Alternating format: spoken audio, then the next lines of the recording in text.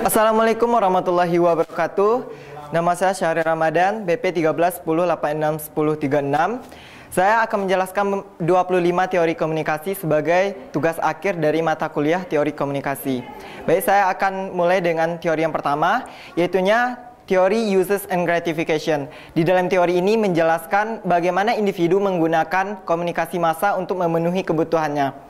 Dan dalam teori ini digunakan untuk mengetahui motivasi individu dalam penggunaan media, juga untuk mengidentifikasi konsekuensi positif dan negatif bagi individu pada penggunaan media. Kemudian selanjutnya cultivation theory atau teori penanaman, bahwa ada penanaman seolah-olah khalayak tergantung kepada media, berasal dari penelitian Gardner tentang pola menonton televisi di Amerika Serikat. Kemudian teori selanjutnya adalah spiral of silence, bahwa media memiliki efek yang sangat kuat dalam membentuk opini publik. Apa yang disampaikan oleh media hanya diterima begitu saja oleh khalayak tanpa memberikan pendapat. Kemudian selanjutnya adalah selective process theory. Publik cenderung melakukan selective exposure dan menolak pesan yang berbeda dengan keyakinan mereka. Penerimaan ini akan mengurangi dampak media. Selanjutnya, magic bullet theory, bahwa media massa mengubah atau mengendalikan perilaku publik dan publik tidak berdaya menerima brontolan peluru media atau disebut juga dengan pemberitaan. Media menganggap publik pasif. Kemudian selanjutnya, agenda setting theory, kemampuan media untuk mengarahkan kesadaran dan informasi yang dianggap penting oleh media sehingga dianggap penting juga oleh publik. Kemudian teori berikutnya adalah teori retorika ajakan. Dan teori ini dijelaskan bahwa menggunakan ide dari sebuah undangan sebagai sebuah mode percakapan merupakan pertimbangan dari sebuah mode interaksi yang berbeda, di mana seseorang berusaha merubah mode yang lainnya. Selanjutnya ada teori adaptasi, mengatakan bahwa perilaku individu saling memiliki pengaruh satu sama lain, menciptakan sebuah pola seperti sebuah tarian. Teori selanjutnya adalah teori akomodasi. Dalam teori ini dijelaskan bagaimana dan kenapa kita menyesuaikan perilaku komunikasi kita terhadap tindakan orang lain. Selanjutnya adalah social scientific theory, berkaitan dengan sifat dasar, cara kerja, pengaruh dari komunikasi massa itu sendiri, dan sumbernya adalah observasi objek. Kemudian selanjutnya normatif teori, bagaimana seharusnya media agar sesuai dengan nilai sosial, tujuannya untuk membentuk institusi media agar sesuai dengan yang diinginkan oleh masyarakat. Kemudian operational teori dikembangkan oleh praktisi media agar cara kerja media seirama dengan prinsip-prinsip ilmu pengetahuan sosial. Kemudian teori selanjutnya ada standpoint theory, menjelaskan bahwa pengalaman individu, pengetahuan dan perilaku komunikasi sebagian besar dibentuk oleh kelompok sosial di mana mereka itu aktif.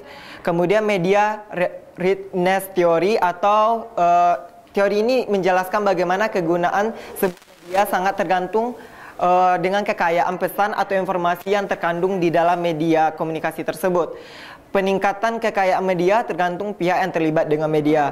Kemudian medium theory atau media dianggap sebagai kekuatan dominan dalam komunikasi, berfokus pada bagaimana karakteristik media, bukan apa informasi yang disampaikan, bukan pula bagaimana pesan itu disampaikan. Kemudian teori berikutnya adalah teori kognitivisme, di mana dalam teori ini dijelaskan bahwa struktur kompleks dari bahasa bukanlah sesuatu yang diberikan oleh alam dan bukan pula sesuatu yang dipelajari lewat lingkungan, tapi berkembang sebagai akibat interaksi yang terus-menerus antara tingkat fungsi kognitif si anak dan lingkungan lingualnya.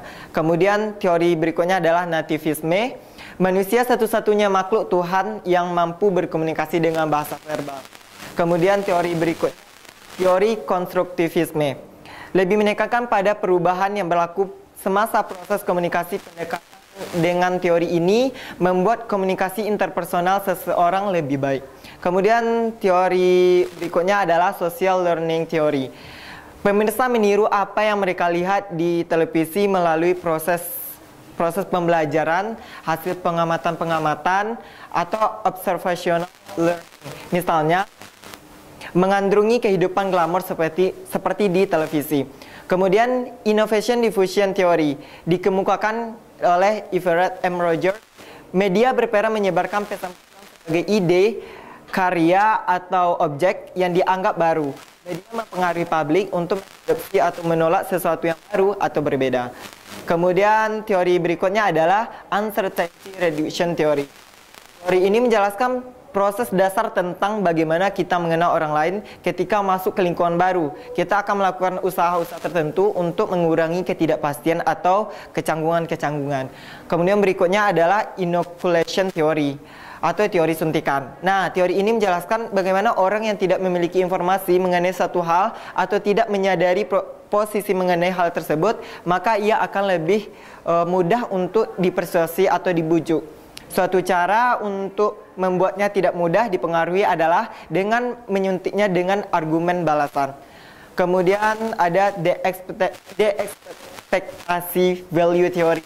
Nah, teori ini menjelaskan kepuasan yang dicari publik dari media, ditentukan oleh terhadap media, kepercayaan tentang apa yang suatu medium bisa berikan dan evaluasi. Kemudian teori berikutnya adalah teori strukturasi. Marshall Scott Poole dan Robert McBee, bagi mereka susunan adalah manifestasi hasil dari komunikasi dalam organisasi. Susunan organisasi diciptakan ketika individu-individu saling berkomunikasi dalam pusat strukturasi. Kemudian yang terakhir adalah teori fungsional. Dalam komunikasi kelompok memandang proses sebagai sebuah instrumen di mana kelompok membuat keputusan, meningkatkan hubungan antara kualitas komunikasi dan hasil dari kelompok. Demikian dari saya. Assalamualaikum warahmatullahi wabarakatuh.